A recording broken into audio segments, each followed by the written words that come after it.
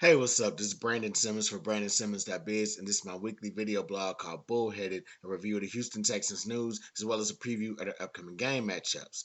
So, this week, the Texans are coming off an exhilarating win over the Tampa Bay Buccaneers, but they have to follow that up by going on the road and facing Cincinnati Bengals team who had a tough little start to start the year, but have found things and picked them back up really quickly. So we're gonna get into all that, but let's go ahead and get it out the way of last Sunday's game. So Texans, if you haven't heard the news by now, had a thrilling comeback win in the second half against the Tampa Bay Buccaneers. It ended with quarterback C.J. Stroud throwing a game-winning touchdown to Tank Dell with just 6 seconds left in the game. It also was the game where CJ Stroud just, I mean, there's really no words to describe that performance. I mean, it's Thursday and everybody has probably said everything that they could have about that game. I certainly have. I posted my thoughts on my Facebook page, but as a recap, what more can you say? Um, CJ Stroud is just, he proved that he was him. He proved that he is this team's franchise quarterback, the quarterback of the future. Um, and with a game like that, moments like that don't come around very often for a lot of quarterbacks. You know what I'm saying? It's just stuff that's really not supposed to happen. And it happened. And, a lot of times when things like that just go south, go left, um, you know what I'm saying? It's really about like what you trying to find out, like what kind of player are you? You know what I'm saying? What kind of players do you got when they face some adversity? And in this game, it was the perfect example of that. Everything went wrong in this game. You know what I'm saying? Texans were going into this locker room down at halftime. Um, the kicker was hurt. Like, how often does a kicker get hurt during a game? And not talking about the punter, but the kicker, the guy that kicks field goals. How often do you see that happen during a game? And you don't have an emergency kick. You don't have a backup kicker. You just got a running back that plays soccer. So shout out to Aga Bunge. I should have studied his name, but shout out to him because he held it down doing that. So it really affected a lot of things going in. Texans had to try for the 2 point conversion a few times, and so I mean, this is everything you could think of just went wrong. Not even just the kicker getting hurt, but two of the safeties got hurt. You know what I'm saying? So everything went wrong, and Stroud was just like, whatever, dog. Let's go win this game. And he balled out. Even for him, he had a weak first half, and he followed it up with a super strong second half. I think he threw for like 300 something yards in the second half. Like, forget whatever I did in the first half. This is a whole new half. This is a whole new game. That's what a lot of players, you know what I'm saying, they really preach about whenever they're in those situations. Like, what I did then, I gotta erase it from my memory, and I gotta come up and just put this together. You know what I'm saying? And that's literally what a lot of players in those particular scenarios will go through. Stroud just had it was just an amazing performance by him. 470 yards set the single game record for a rookie for passing yards. Ended up finishing the game with 5 touchdowns. Had 3 different receivers with 100 yards receiving. I think it was what Noah Brown. I think he eclipsed 100. Yes, Noah Brown had 153. Led our receivers with 153. Dalton Schultz, 130. Tank Dell, six catches for 114. Had 2 big catches. His lone touchdowns in the game. 2 big touchdowns in the second half, right? Including the game winner. You know what I'm saying? And not to mention on that game winning touchdown drive, he made the catch to put them in that position to actually get the you know what I'm saying, the set up for the game winning touchdown. So it was just an amazing performance by that team overall, by that quarterback and that game-winning drive. That's pretty much all I can describe for that game. You know what I'm saying? It was not to no, no pun intended, but game changing, if you will. It was just phenomenal. That's all I really got for that for that performance. Um, so with that being said, it kind of it kind of put the league on notice a little bit. Like, hey, like CJ Stroud kind of let them know, like, hey, I'm here. You know what I'm saying? And for the long, and with Stroud, he's been in the spotlight for a while now.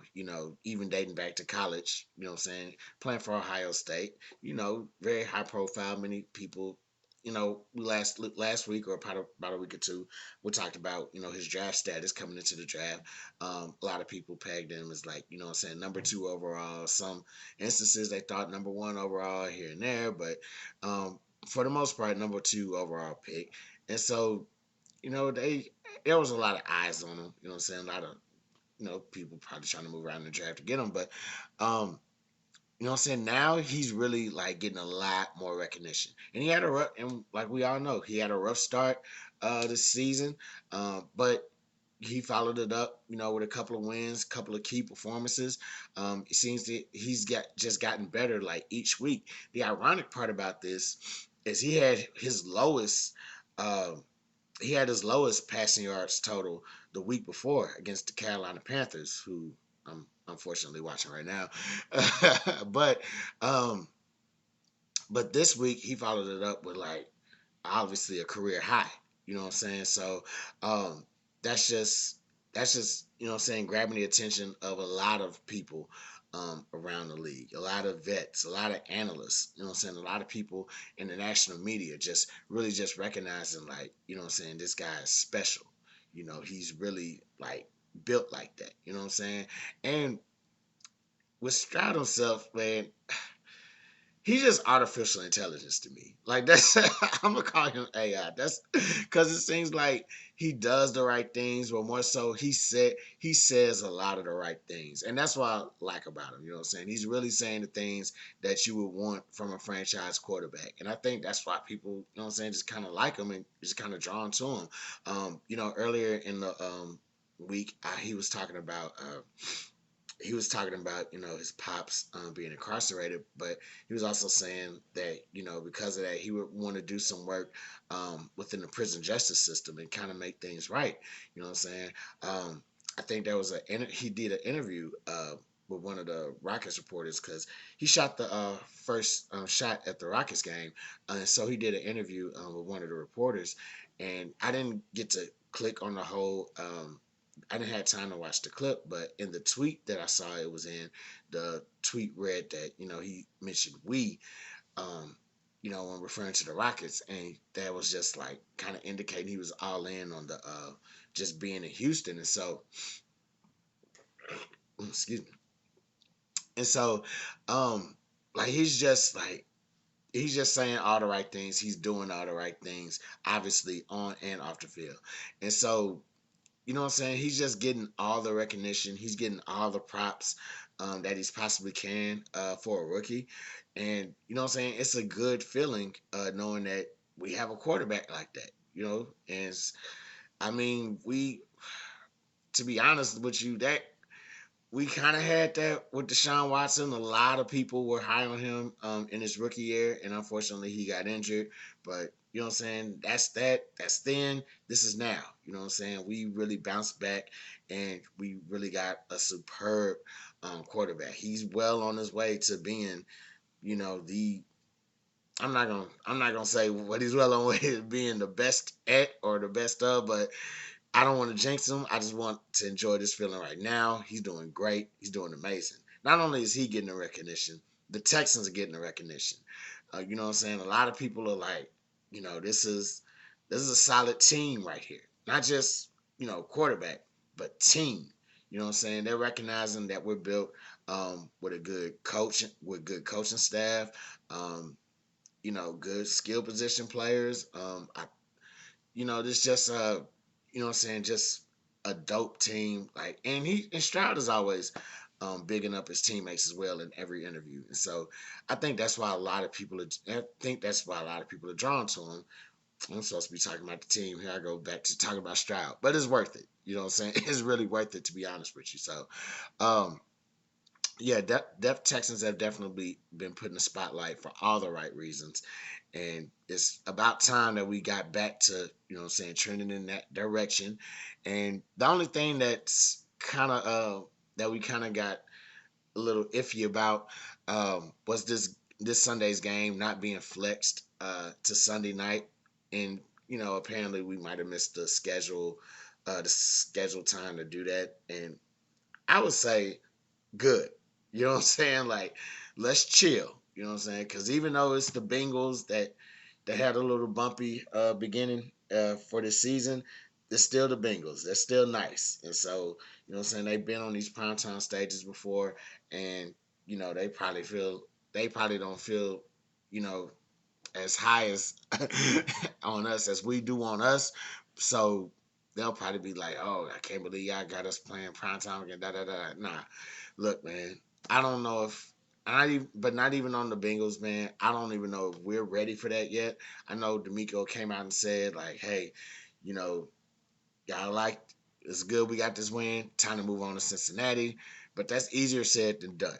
You know what I'm saying? Like it's that was a pretty thrilling win. You know what I'm saying? That was a pretty emotional win to actually get through. So um ain't no telling how this young group is going to be coping with that win, as far as like how much are they past it, are they still on it, and all the other stuff. So um we'll definitely see come Cincinnati time.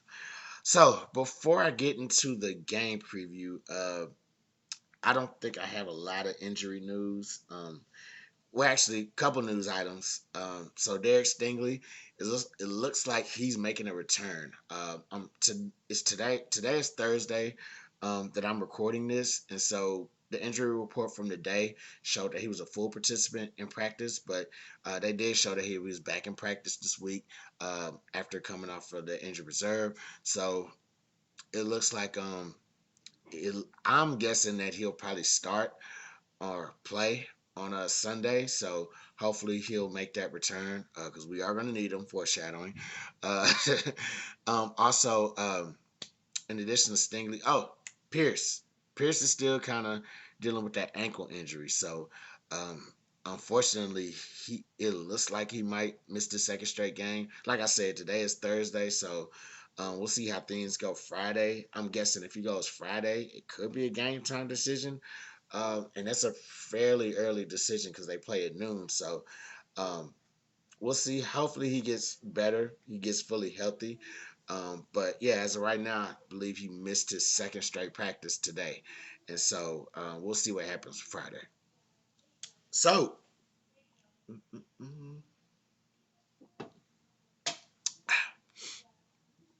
with that being said,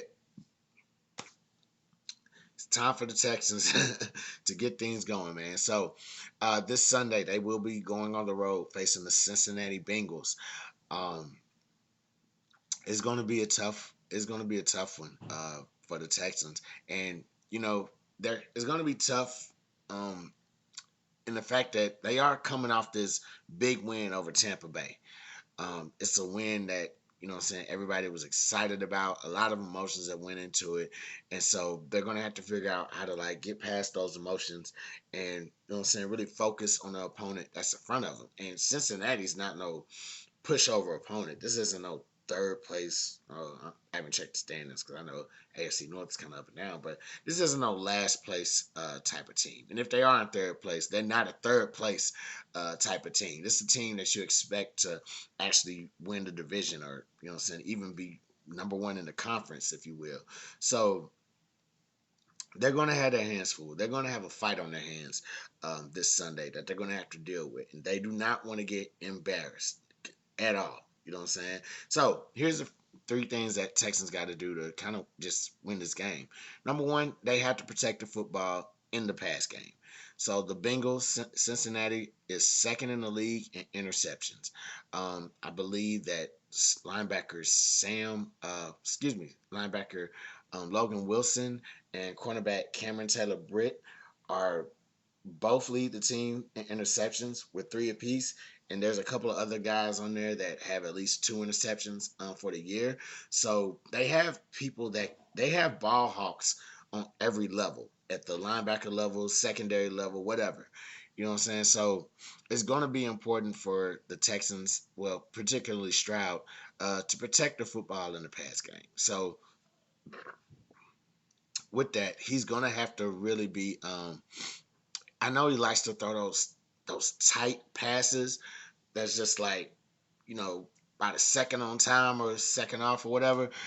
They're like really, really precise.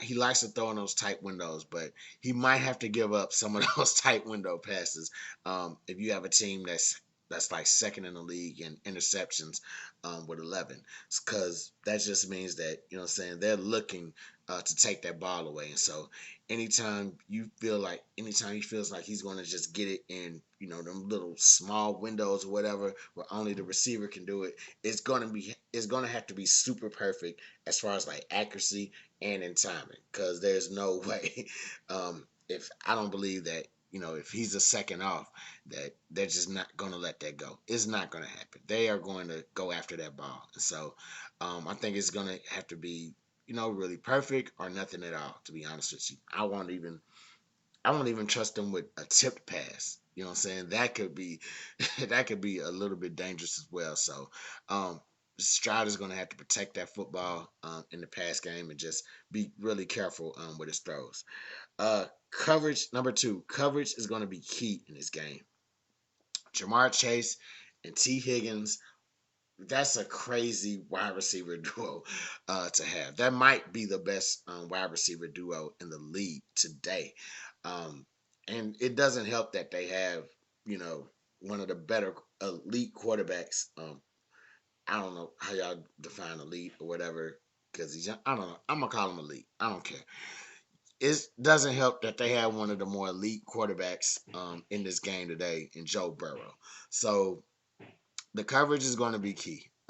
Making sure those guys are blanketed every chance you get, and also not just with Chase and Higgins, but kind of beware of Tyler Boyd, because if you take those guys away, he can still really get busy and, you know what I'm saying, make some plays as well. So kind of be on the lookout for him. But Jamar Chase and T Higgins is going to be key in keeping those guys in coverage and not letting them give up any type of big play.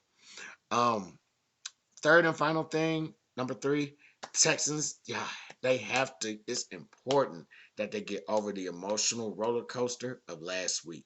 It's very important that they do that.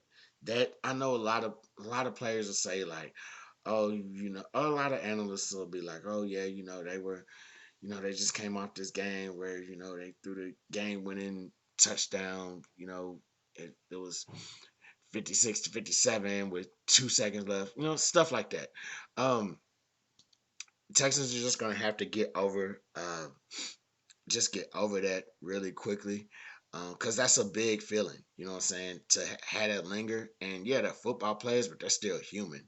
Like, you know what I'm saying? Like, I know the fans ain't over it, you know, but we're fans, you know what I'm saying? So we're not gonna get over it. We're not gonna let that go. But it's the human in us that's like, you know what I'm saying, that was a nice game. You know what I'm saying? That was a huge game, a huge win.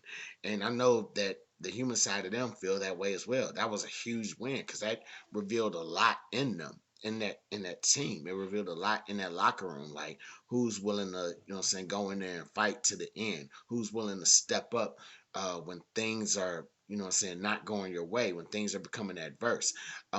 So it's all those emotions piled into that game.